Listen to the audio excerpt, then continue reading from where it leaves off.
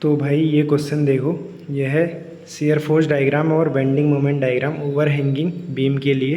ये क्वेश्चन से समझाता हूँ। यहाँ पे हिंज लगा है, यहाँ पे रोलर लगा है, यहाँ पे 1200 न्यूटन लोड लग रहा है, यहाँ पे 600 लग रहा है और ये यूडीएल है 2400 न्यूटन पर मीटर का। और ए बी उसने दिया है 3 metre, B C 1 metre, C D जो है 1 मीटर, डी जो है 1 मीटर। ओवर हैंगिंग इसलिए क्योंकि सपोर्ट्स के बाहर भी बीम हैंग हो रही है और उस पर एक लोड लग रहा है। तो भाई यह है ओवर हैंगिंग बीम। सबसे पहले मैंने बताया था एसएफडी बीएमडी के लिए रिएक्शन कैलकुलेशन, तो सिग्मा एम ए मैंने 0 कर दिया।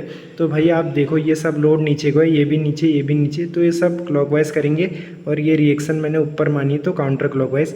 तो R D into A B जो है 3 और बी सी 1 और ए बी 1 तो 5 हो गया। R D into 5 equal to 1200 into ये 5 था और ये 1 और 6 हो गया, प्लस 600 इंटू ए बी 3 है, प्लस अब देखो यूडीएल का मोमेंट कैसे लेते हैं हम, 2400 इंटू ए सी वो 4 है तो वो उसके सेंटर पर लगेगा। 2400 इंटू 4 सेंटर पे एक लोड एज्यूम कर लेंगे, वो हाफ डिस्टेंस पर लगेगा ए सी की, तो 2 हो गया। 2400 इंटू 4 इंटू 2 यानी कि 2400 इंटू 8। तो आर डी हमने निकाल दिया और आर ए जो आ जाएगा वो हो जाएगा downward load minus upward load जो कि आर डी है।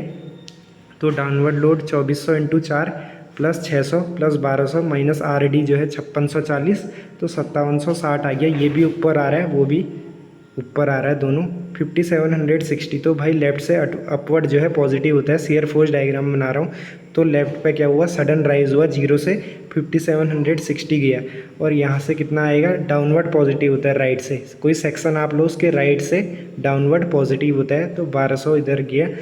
ई से लेके डी तक कोई लोड नहीं है तो शियर फोर्स डायग्राम कांस्टेंट आएगा ऐसे करके। अब क्या हो रहा है देखो, अचानक से क्या हुआ, यहाँ पे आप सेक्शन लोगे तो एक लोड आ जाएगा उसके राइट पे अचानक से अपवर्ड, तो अपवर्ड नेगेटिव होता है।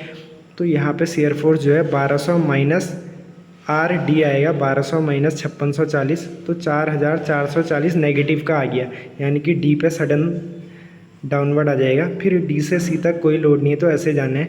अब क्या हो रहा है देखो, अब आप सी से इधर को जैसे सेक्शन लोगे तो उसके राइट से डाउनवर्ड लोडिंग शुरू हो रही है। कोई भी आप सी के इधर जस्ट एंटर करोगे तो एक सेक्शन लोगे, उसके राइट से क्या है, 1200 नीचे है वो प्लस में लेना, आर डी नेगेटिव में लेना, और ये जो लोड आ रही है सेक्शन लेती है उसके राइट पे जो लोड है डाउनवर्ड है। तो इसका मतलब अब डाउनवर्ड तो पॉजिटिव होता है तो वो ज़्यादा नेगेटिव था 4400। जैसे ही आप सी पे पहुँचोगे तो उसके बाद वो इंक्रीज़ करेगा ऊपर की ओर, यानी कम नेगेटिव हो जाएगा। तो आप क्या करो, बी पे निकालो, बी पे है ना। बी पे कैसे निकालोगे, 1200 प्लस का लोगे माइनस का आर डी, उसके बाद बी पे आपको चाहिए तो ये वाला ले लेना आप, 2400 इंटू बी सी जो है 1 है, तो भाई ये हो जाएगा 4440, माइनस का है वो तो, प्लस 2400 आप करो तो 2040 आ जाएगा बी पे। समझ रहे होगे आप बी पे। अब क्या होगा, उसके बाद डाउनवर्ड लोड फिर लगा तो ये तो प्लस का होता है डाउनवर्ड, 20040 माइनस का था, प्लस 600 आपने करा तो 1440 माइनस का आ गया। अब क्या होगा, इसके बाद यहाँ पे आप सेक्शन लोगे तो उसके राइट से फिर डाउनवर्ड लोडिंग शुरू है, यानी पॉजिटिव की ओर आप जा रहे हो। तो एक पॉइंट ऐसा आएगा जहाँ पे शियर फोर्स डायग्राम 0 होते हुए ऊपर जाएगा, क्योंकि ए पे तो 5760 है। तो मैंने माना कि ए पॉइंट से एक्स डिस्टेंस पे क्या है, शियर फोर्स 0 हो रहा है। तो भाई अब मैंने लिख दिया, देखो अब मैं सेक्शन यहाँ पे ले रहा था एक्स डिस्टेंस पे, तो उसके लेफ़्ट से मैं देखूँगा ऊपर upward positive downward negative, left से सेक्शन के लेफ़्ट से। तो एक आर ए जो है 5760 है माइनस 2400 एक्स। अभी मैं शियर फोर्स देख रहा हूँ, बेंडिंग मोमेंट नहीं। तो 5760 माइनस 2400 एक्स मैंने 0 कर दिया एक्स डिस्टेंस निकालने के लिए, जहाँ पे शियर फोर्स 0 हो रहा है। तो वो 2.4 मीटर आए, यानी कि 2.4 मीटर पे ये एस एफ डी 0 हो रही। तो मैंने बताया था शियर फोर्स जो है dm/dx होता है, जहाँ पे शियर फोर्स 0 हो रहा होगा तो उस पॉइंट पे बेंडिंग मोमेंट जो है मैक्सिमा जाएगा। तो ये ध्यान में रखना है हमें। तो अब मैं क्या करूँगा, देखो मैंने शियर फोर्स की इक्वेशन भी लिख के दिखा दी है। ए से लेके बी के बीच में क्या हो जाएगी, ए से लेके बी के बीच में R A minus 2400 x, A से बी तक आर ए माइनस 2400 एक्स, और बी से सी के बीच में R A minus 2400 x minus 600। A से मेज़र कर रहा हूँ मैं एक्स। अगर बी से सी के बीच में आप कोई सेक्शन लोगे तो आर ए शियर फोर्स ऊपर की ओर पॉजिटिव माइनस 2400 एक्स और माइनस का 600 डाउनवर्ड नेगेटिव है क्योंकि, तो ये हो जाएगा। अब BMD कैसे बनाएंगे, देखो BMD के लिए आप क्या करो, इस जगह से शुरू करो। तो 1200 ये हॉगिंग मोमेंट बना रहा है। देखो अगर आप डी पे सेक्शन लोगे तो ये बीम को हॉगिंग मोमेंट क्रिएट कर रहा है, ऐसे वाला मैंने बताया था। तो 1200 इंटू 1 और लीनियर हो रहा होगा क्योंकि वेरी कर रहा है लीनियरली, 1200 इंटू एक्स के तरीके से। तो 1200 इंटू 1 माइनस 1200 आ गया, हॉगिंग है क्योंकि। अब क्या होगा, और इस साइड मैंने बताया था कि एक्स डिस्टेंस पे जैसे मोमेंट की मैंने इक्वेशन लिखी, बेंडिंग मोमेंट की, ए से लेके बी के बीच में, अगर आप ए से लेके बी के बीच में बेंडिंग मोमेंट इक्वेशन लिखोगे किसी एक्स सेक्शन पे, यहाँ से एक्स डिस्टेंस पे, तो आर ए इंटू एक्स, वो तो सैगिंग बना रहा है ऐसे करके, बीम को ऐसे बेंड कर रहा है ऊपर की ओर, R A into x minus 2400 into x by 2। 2400 into x to load आएगा ना मिड पॉइंट पे, इंटू एक्स बाई 2 करेंगे मोमेंट निकालने के लिए, तो 1200 एक्स स्क्वायर हो जाएगा। यानी कि R A into x minus 1200 x square. A से बी के बीच में अगर आप कोई लोगे, और ए से बी जो है 3 मीटर है, और यहाँ पे आपका शेयर फोर्स 0 हो रहा था 2.4 मीटर पे। हमें पता है कि जब बारिश ऊपर से हो तो छतरी ऐसे करके आएगी BMD की।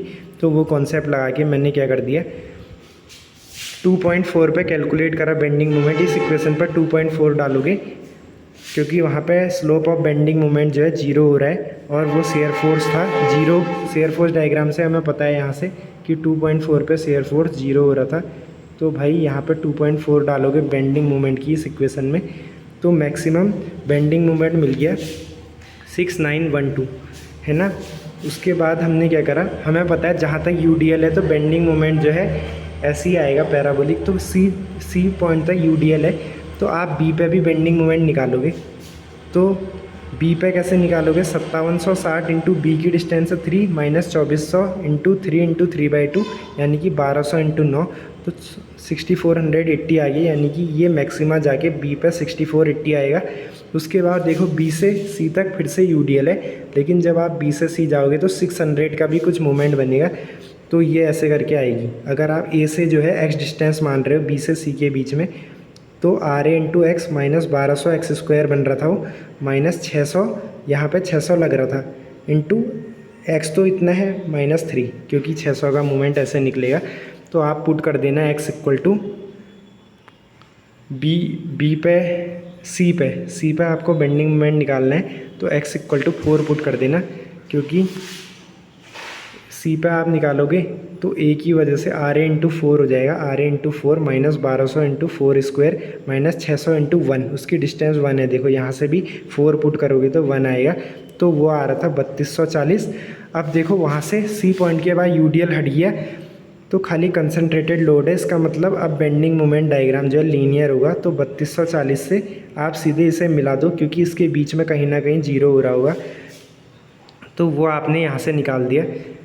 यहाँ से देखो, यहाँ से कैसे निकालोगे आप, C और D के बीच में वो 3240 से लीनियरली जा रहा है 1200 तक, ये लाइन स्ट्रेट लाइन है 3240 से यहाँ तक।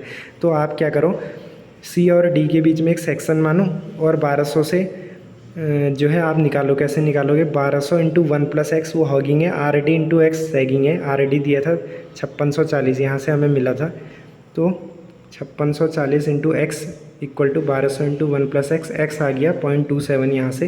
तो भाई ये हमें पता लगा कि बेंडिंग मोमेंट डायग्राम इस पॉइंट पे क्या है, नेगेटिव से पॉजिटिव जा रहा है। तो ध्यान रखना, जहाँ पे भी बेंडिंग मोमेंट अपना साइन चेंज करते हुए पॉजिटिव से नेगेटिव या नेगेटिव से पॉजिटिव जाता है 0 होते हुए, तो उस पॉइंट को हम बोलते हैं पॉइंट ऑफ कॉन्ट्राफ्लेक्सर। और ओवरहैंगिंग बीम में देखने को मिलता है, ये ज़्यादातर ओवरहैंगिंग बीम में ही देखने को मिलता है पॉइंट ऑफ कॉन्ट्राफ्लेक्सर।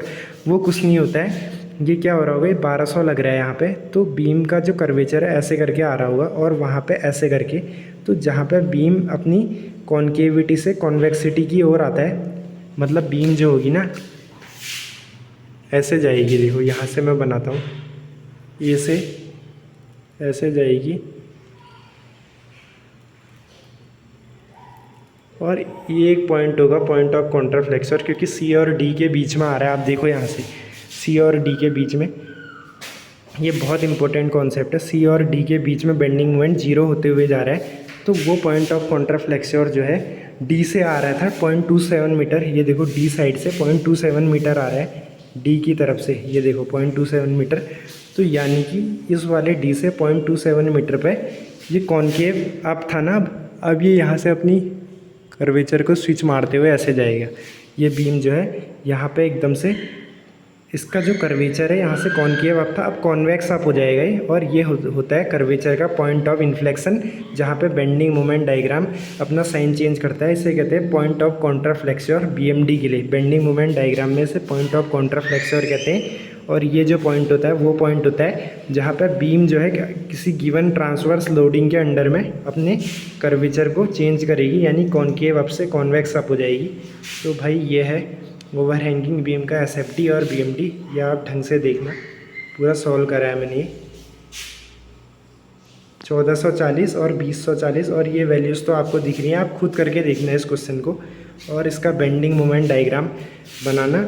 और भाई याद रखना यूडीएल के केस में बेंडिंग मोमेंट डायग्राम पैराबोलिक होगा। अगर बारिश ऐसे हो रही है तो छतरी ऐसे करके आएगी, और इसमें क्या है ब्रेक्स आ रहे हैं, ये कंटिन्यूस कर्व नहीं है, ये एक अलग कर्व है, ये एक अलग कर्व है, यहाँ से लीनियर है। मतलब आप ध्यान रखना ये 3240 जो है ये स्ट्रेट लाइन से जुड़ रहा है ऐसे करके।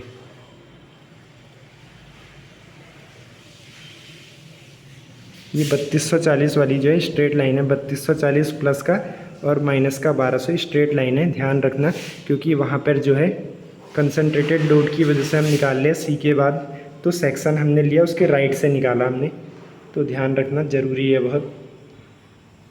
इस वीडियो को क्लोज कर देता हूँ।